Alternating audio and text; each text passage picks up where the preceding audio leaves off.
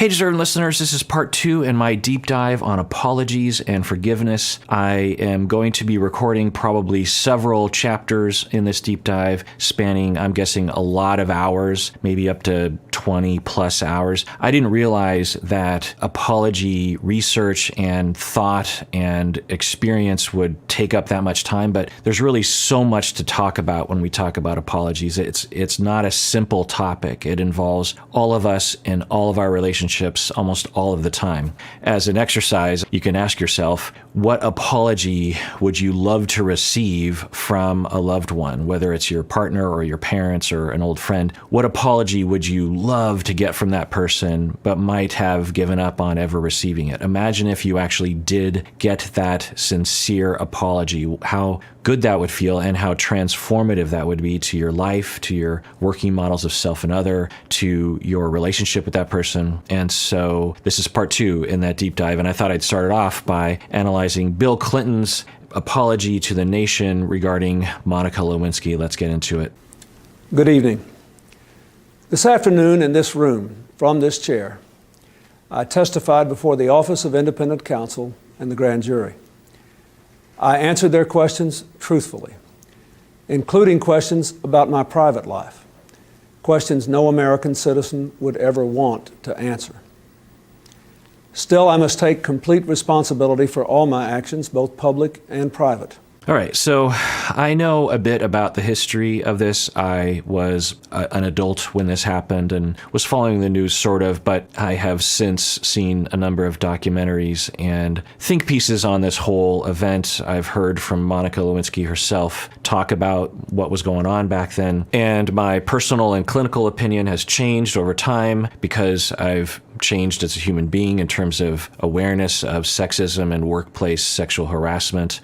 And also I've been given more information as more information has come out. But anyway, to analyze his apology, this is him apologizing for his behavior. I think mainly he's going to apologize for infidelity. The very first thing that he says is that under grand jury, he was asked questions that what he's saying, no one should have to answer these questions. So right off the bat, he's implicating someone else as the person that is to blame. He's saying, I'm only here because I was forced to answer personal questions that no one should be subjected to. And if you were alive at the time and know the history, there was a lot of political fighting between Democrats and Republicans. You could argue a lot of it got ramped up during this time. It's not like Democrats and Republicans weren't fighting before this, but they certainly were. But during the Clinton years, it was accelerating, and there's a lot of different analyses as to why that is. But he is, I think, hinting at that. It's like, well, here we go again. The Republicans attacking me, and they forced me to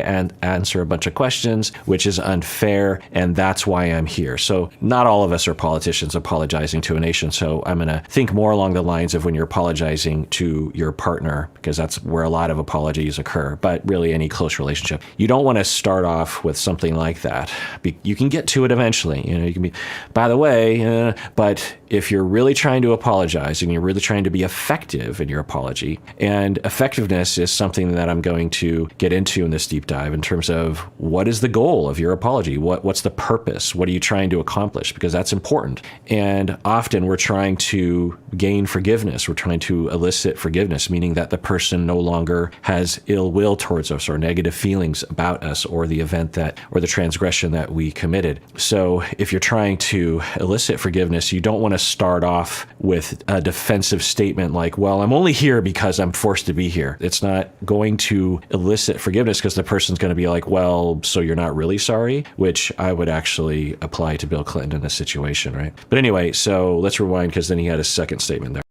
I answered their questions truthfully, including questions about my private life, questions no American citizen would ever want to answer. Still, I must take complete responsibility for all my actions, both public and private. Okay, so he's saying, I must take full responsibility. I think he's not saying it in the way of like, okay, I guess I have to. I think he actually is trying to communicate, I committed these transgressions and I have to take responsibility because there's no one else to blame except for me. I think that's what he's saying, which is a good thing to say in an apology. And that is why I'm speaking to you tonight. As you know, In a deposition in January, I was asked questions about my relationship with Monica Lewinsky. While my answers were legally accurate, I did not volunteer information. Okay, again, if you understand the background of what he's saying right now, maybe he'll get to this. I don't think he does. Well, so I'm an American citizen, so he was apologizing to me.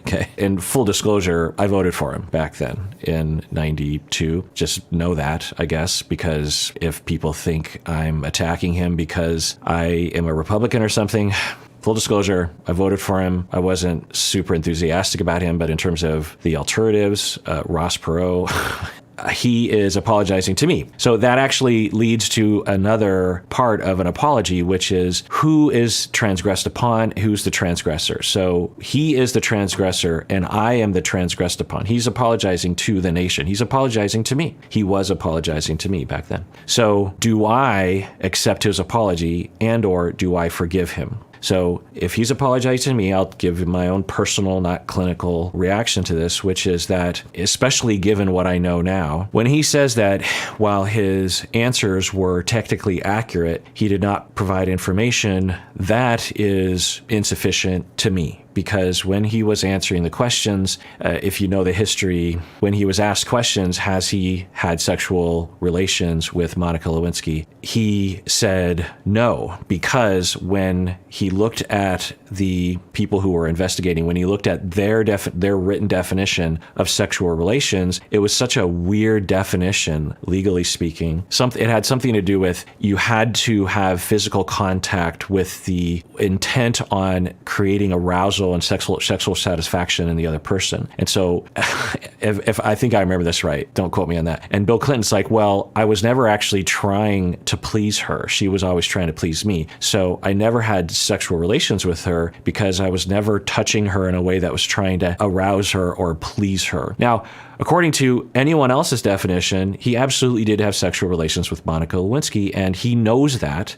So when he's apologizing to me and he's saying, well, technically I was telling you the truth, I'd be like, but you knew what was being communicated. You knew that people would hear what you were saying as if you had never had any sexual contact, not following this weird definition of sexual relations. So I personally am not satisfied with that. It's what would really satisfy me in this apology is if he said, I have a problem with sexuality, with self-restraint, with attachment. I have issues that led to a lot of decisions leading to me sexually harassing an employee of mine, an intern of mine, a much younger, more vulnerable individual. I am the supreme boss of the White House, and she was an employee, and I exploited that.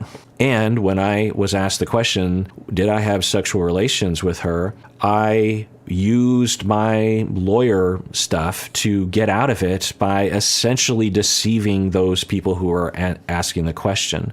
And when I went public, because this is after that, he had a press conference. Let me say it again. I did not have sexual relations with that woman. And he's saying, well, I wasn't lying. And I'm like, yes, you were, because you knew what we thought you meant by that. That's the definition of lying. You were willingly saying something that you knew would be misinterpreted as something else other than the truth. So insufficient apology to me. Indeed, I did have a relationship with Miss Lewinsky that was not appropriate. In fact, it was wrong.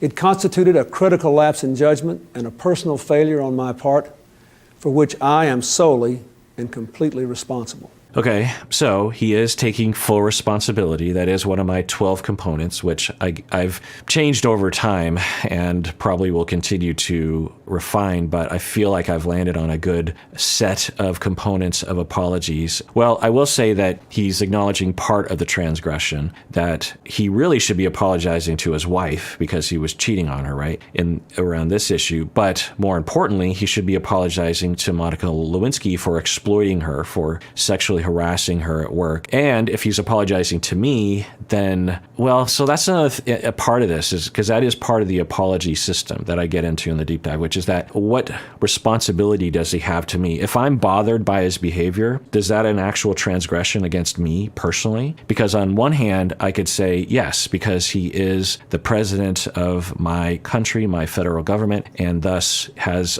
I guess, a moral, the way that people see it is that he has a moral responsibility to be a good leader, to lead by example, to have integrity, that kind of thing, to not open himself up to it. Because when you engage in those kinds of behaviors, you can be compromised in terms of someone could blackmail you to get information that could harm the nation and me as by extension. But in terms of the morality of it, and I remember thinking this at the time, I don't feel personally harmed when a politician who represents me does something like this, that cheats on their partner. Cheating happens, and I don't consider that a transgression on me. People have messy lives. Take it from me, I'm a therapist. I hear about it all the time. And I don't feel personally harmed when people have messy lives. But anyway, so this is common to public apologies where they'll say, I take full responsibility. You'll hear those phrases. And this is another part of my whole deep dive on apologies, which is that you can't just say things like that. You can't just say, I'm sorry, I take full responsibility. Those are topic sentences to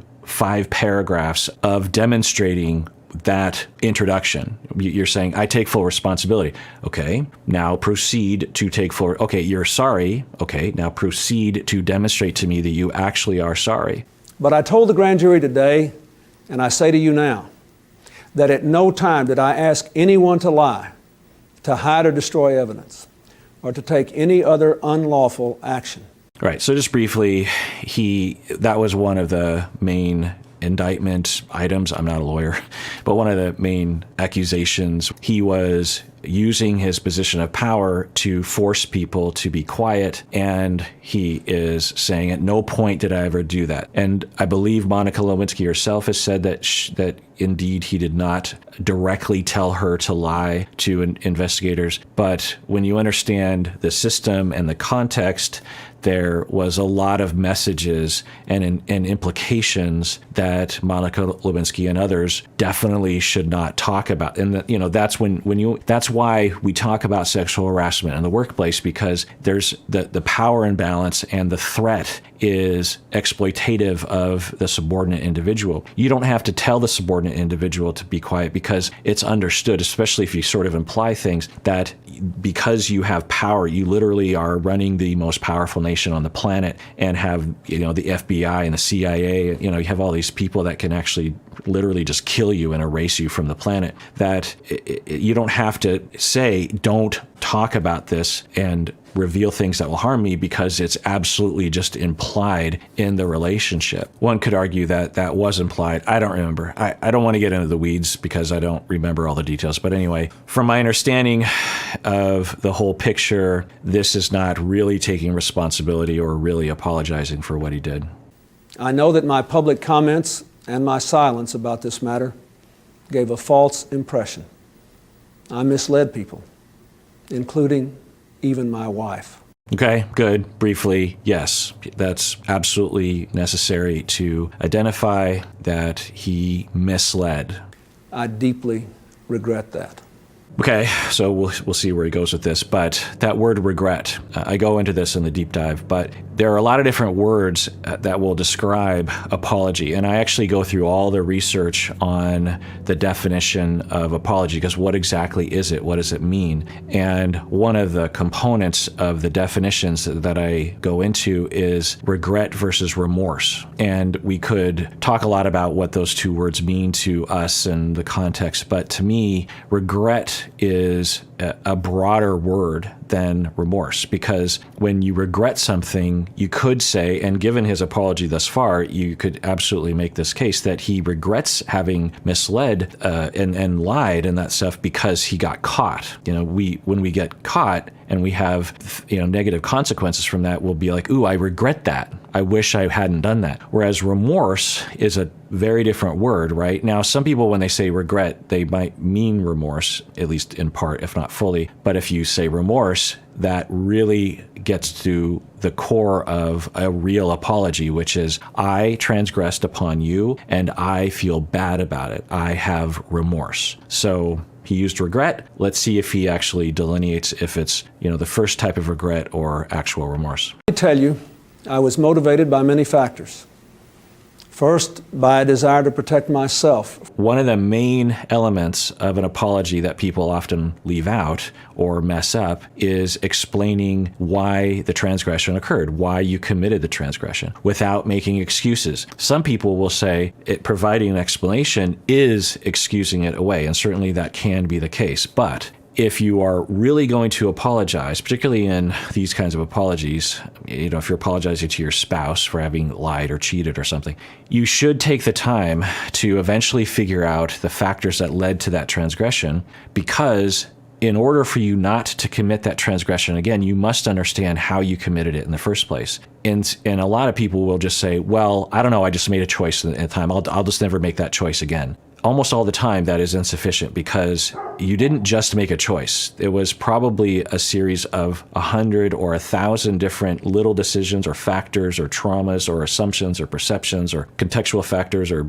denials or defenses, something. There are many things that were involved in the transgression. And so when you do the work, when you do the homework, when you do that investigation, sometimes therapy is necessary for that. Then when you apologize, you can present those explanations, those factors, because the transgressed, and then you're clear, like, I'm not excusing what I did, I'm just saying, like, why I did it.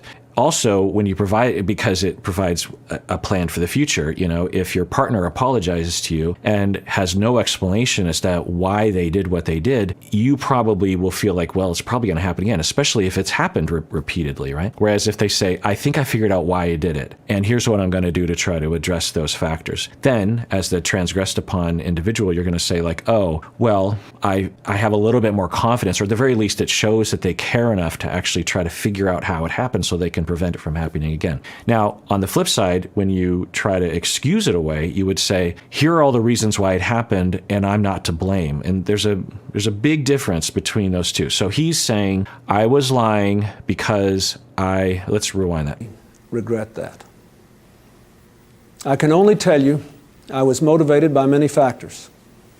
First, by a desire to protect myself from the embarrassment of my own conduct. Okay, so he was embarrassed by his conduct, which is understandable. I believe that, given everything that I understand about the situation. And he didn't want to reveal that because he didn't want to be embarrassed by having to admit what he had done. So that actually, as an American citizen, he's apologized to me. I like that factor, because that's self-awareness, and a lot of politicians wouldn't admit that. When I get into other public apologies, on the scale of things, I'm guessing that this one is already better than a lot of other public figures' apologies, So he's saying, I have a sensitivity to embarrassment, or I tend to do things that are embarrassing, or I was afraid of embarrassment to myself. Because there's a lot of ways he could have phrased that, right? He could have said something like, the reason why I lied to everyone, including my wife, was because I didn't want the Republicans I didn't want to give them a reason to attack me, That's a shade off of embarrassment, right? It's like, I didn't want that to get out there because I could have negative consequences. He's just saying embarrassment. I was embarrassed and I didn't want to admit my problem, essentially. Now, if he were to go more into that, the embarrassment, like why was it embarrassing, then that would be even better. But, that's a pretty good factor to identify. I was also very concerned about protecting my family. The fact that these questions were being asked in a politically inspired lawsuit, which has since been dismissed, was a consideration too.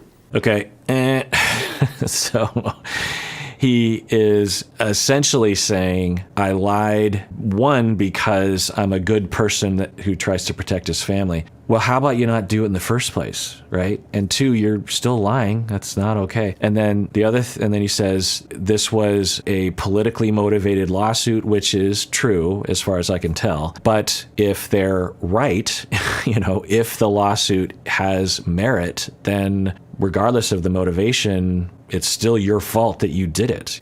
In addition, I had real and serious concerns about an independent counsel investigation that began with private business dealings 20 years ago.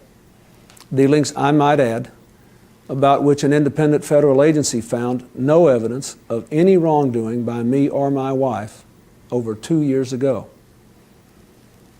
The independent counsel investigation moved on to my staff and friends, then into my private life, and now the investigation itself is under investigation. Okay, so he's just continuing down that road of he's being persecuted by political opposition and they haven't found anything, and now we're going to actually investigate them because they are the problem. And okay, so there's a different way to apologize. If I heard the following, I think I would be more satisfied as an American citizen. If he were to say something like, look, I was being attacked, in my perception, by the Republicans. They were going after me, they wanted to get rid of me, and they were willing to do anything to do that, including some pretty shady legal maneuvers. That's neither here nor there, but just know that that was kind of the context. And then they investigated all sorts of things, and everything else was completely false and was found to be so. But they did find this one thing, which was me and Monica Lewinsky.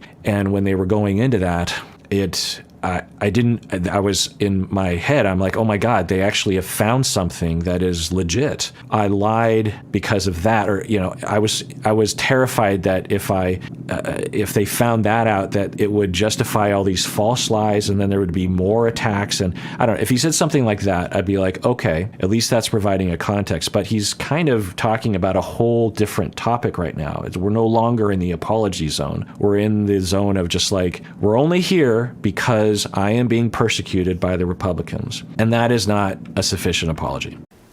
This has gone on too long, cost too much, and hurt too many innocent people.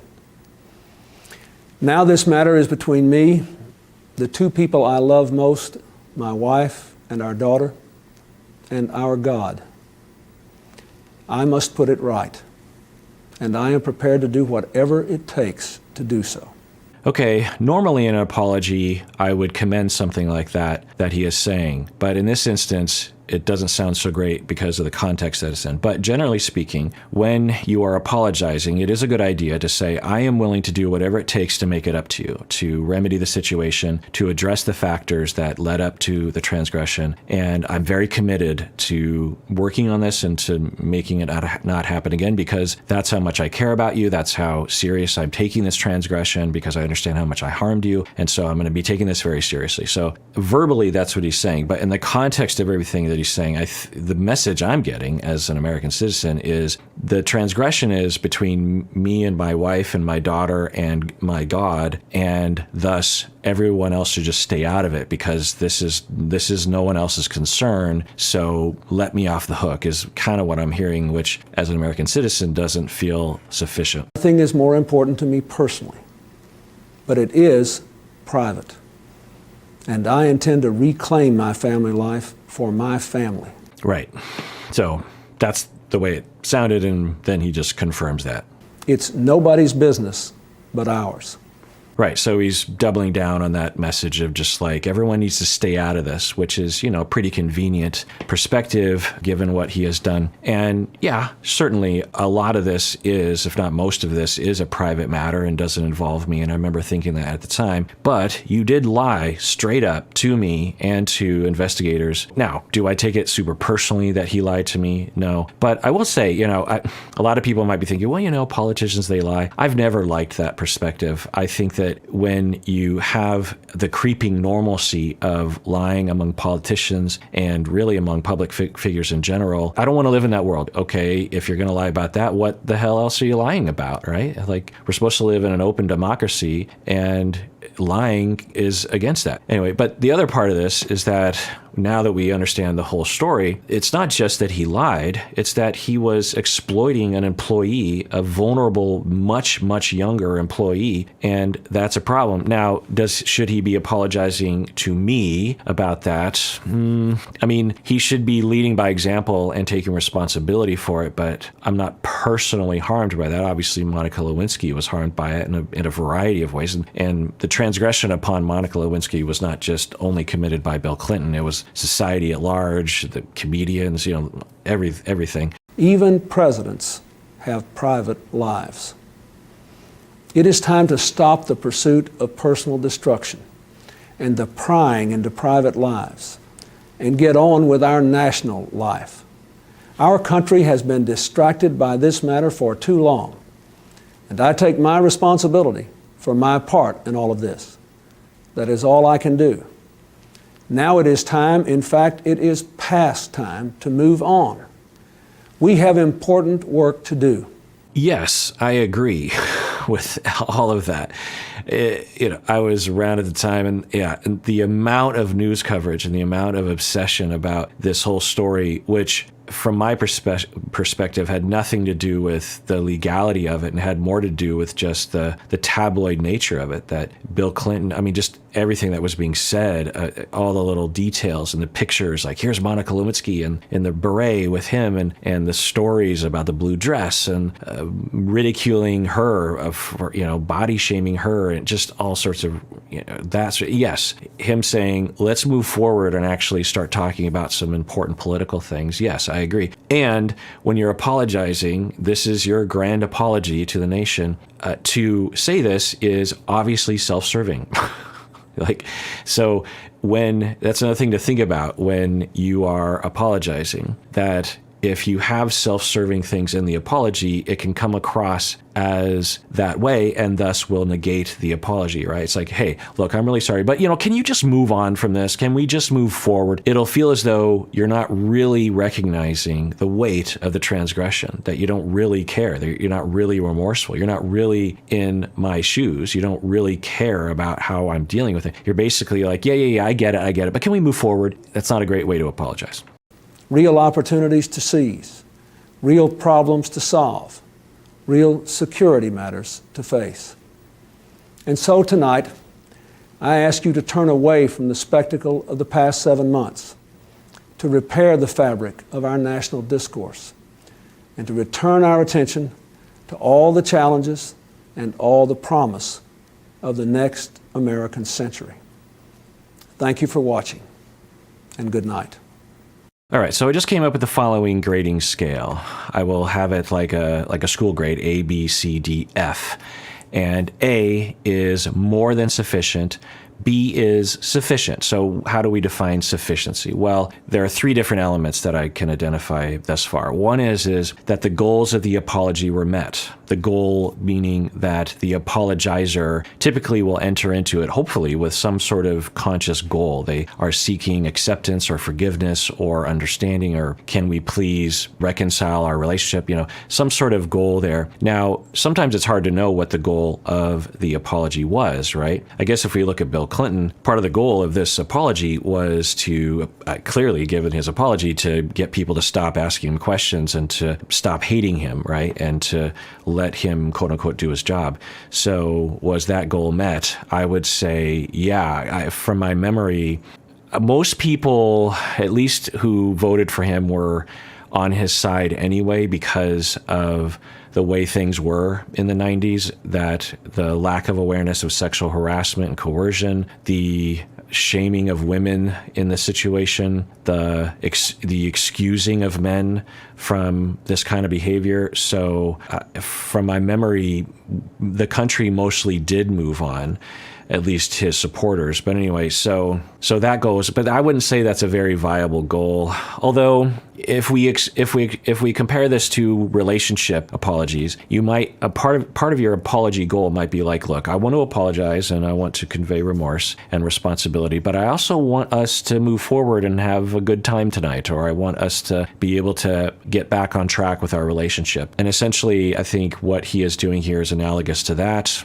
Looking back, I don't think that that's very fair of him to ask, particularly in the midst of an apology. He could have said that later. So anyway, but the other 2 elements of sufficiency are the apology was accepted by the transgressed, and the apology has helped the harmed individual to forgive now or eventually forgive. So that's B. So B is like, look, sufficient, and then A, more than sufficient, is like, wow, you really went above and beyond.